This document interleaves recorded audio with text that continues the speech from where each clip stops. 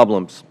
You know, the long-distance routes have been problematic, but they are, I believe, critical. I still remember after 9/11 when I had constituents here who whose only opportunity to get back to the West Coast in a timely way was by rail. I wish that our schedule would permit me to take rail instead of having to fly across the country every week.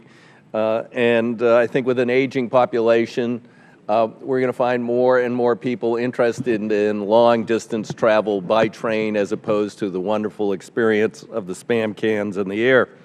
So I think that maintaining those routes and looking for ways to make them more efficient and to attract more riders is particularly important.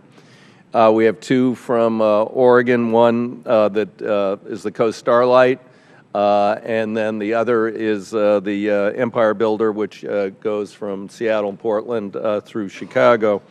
We also have one state-supported route, which is from Eugene, Oregon to Vancouver, British Columbia, which actually was one of the first 6 authorized designated potential high-speed rail corridors in the country back in the 90s.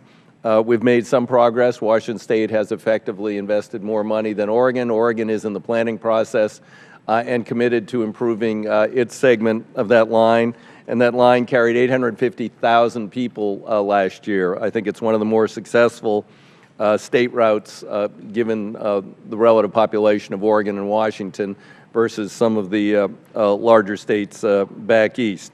So this will allow that program to continue, and we find that particularly important.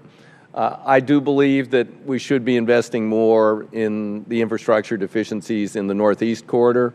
This is the profitable corridor for Amtrak.